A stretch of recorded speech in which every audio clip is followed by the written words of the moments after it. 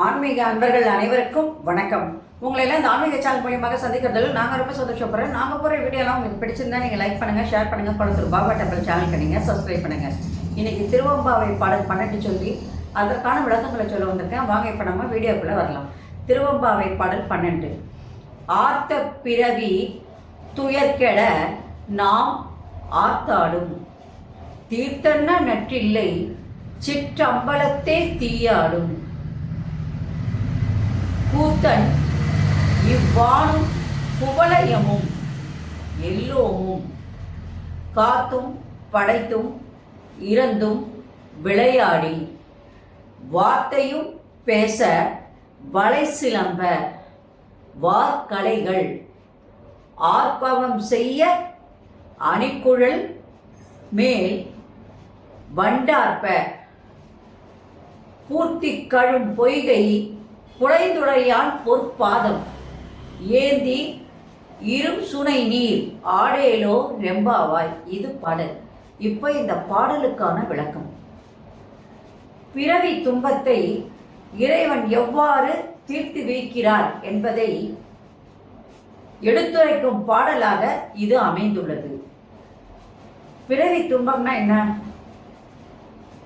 நம்ம இந்த பிறவியில அனுபவிக்கின்ற துன்பங்கள், போன ஜென்மத்து பாவங்களை இந்த ஜென்மத்தில் நம்ம அனுபவிச்சுட்டு வரோம் அப்படின்னு சொல்லுவோம்.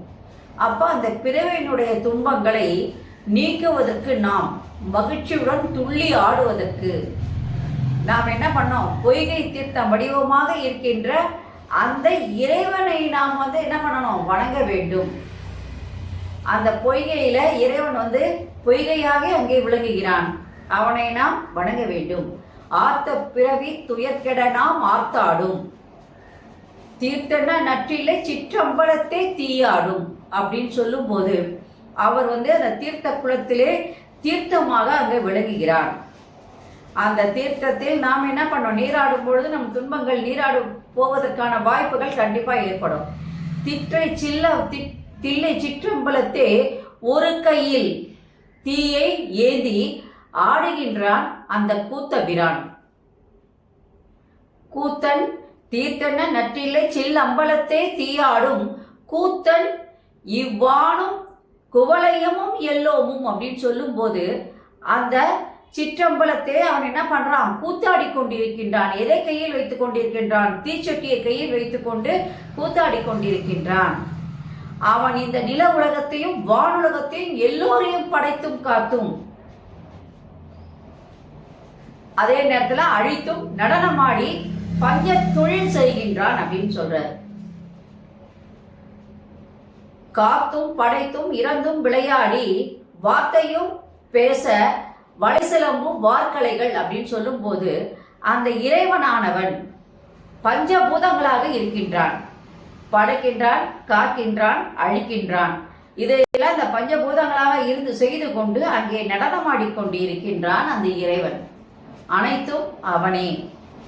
அந்த பெரும் பொருள், அந்த பெரும் பொருள் எப்படிப்பட்டதுன்னா யாராலையும் அதை இவ்வளவுதான் அதோடைய புகழ் என்று சொல்ல முடியாத அளவுக்கு பெரும் புகழ் உடையவன்.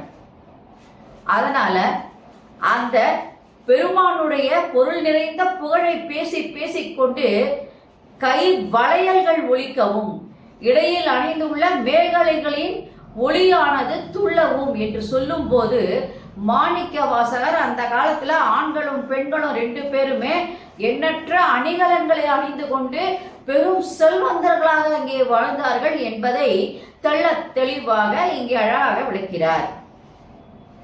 காத்தும் படைத்தும் இறந்தும் விளையாடி, வார்த்தையும் பேச வளைசிலம்பும் வார்கலைகள், ஆர்ப்பவம் செய்ய அணிக்குழல் மேல் வண்டார்ப்ப அப்படின்னு சொல்றார். அப்போ அந்த மாணிக்க வாசக பெருமான் அந்த காலத்துல ஆண்களும் பெண்களும் இடையிலும் சரி, அதே நேரத்தில் கழுத்து நிறைய கையில் எல்லாத்துலையும் என்ன பண்ணுறாங்க? எண்ணற்ற அணிகலன்கள். நம்ம அந்த காலத்து ராஜா படம்லாம் பார்த்துருப்போம். எக்கச்சக்கமான நகைகளை அமைஞ்சிருப்பாங்க. அந்த மாதிரி அந்த காலத்து பெண்களும் சரி ஆண்களும் சரி எல்லாருமே அதிகமான அணிகலன்களை அணிந்தவர்களாக பெரும் செல்வந்தர்களாக வாழ்ந்தார்கள் என்பதை இங்கே மறைமுகமாக சொல்லுகின்றார். அது மட்டும் இல்லாமல் அந்த அணிகலன்கள் ஒன்றுடன் ஒன்று உராயும் போது ஒலி எழும்புகின்றது. இப்போ நான் கை நிறைய வளையல் போட்டிருக்கேன். வளையல் போட்டு நான் கயிறு கிடஞ்சேன்னா என்ன ஆகும்? கை வளையல் ஒன்றோட ஒன்று உரைசி சத்தம் கேட்கும்.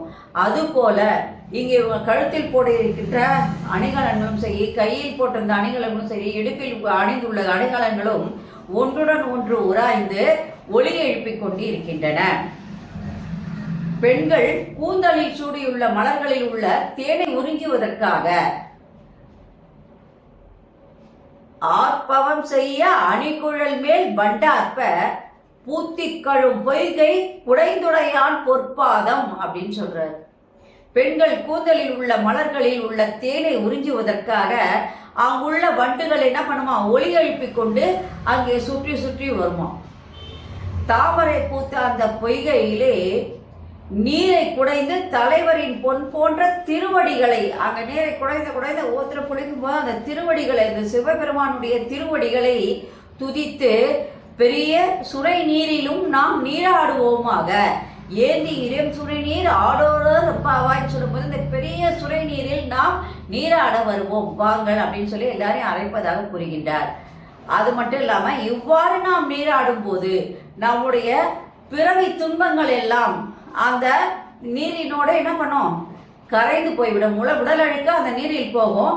உள்ளத்தினுடைய அழுக்குகளும் அந்த நீரில், அந்த இறைவனாக இருக்கின்ற அந்த நீரில் கரைந்து போகும். உள்ள இருக்கிற அழுக்கு கூட அங்கே போயிட்டு நம்ம என்ன பண்ணுவோம்? இறைவனடி சேர்வதற்கான ஒரு வாய்ப்புகளை இதை ஏற்படுத்தி கொடுக்கும் என்று அழகாக மாணிக்க வாசகர் இந்த பாடலிலே விளக்கி கூறியுள்ளார். நன்றி, வணக்கம். இந்த வீடியோ உங்களுக்கு பிடிச்சா நீங்கள் லைக் பண்ணுங்கள், ஷேர் பண்ணுங்கள். குளத்தூர் பாபா டெம்பிள் சேனலுக்கு நீங்கள் சப்ஸ்கிரைப் பண்ணுங்கள். நாளைக்கு திருவெம்பாவை பாடல் 13 சொல்லி அதற்கான விளக்கங்களை சொல்ல வரேன். நன்றி, வணக்கம். Subscribe to my channel and please press the bell icon for more videos.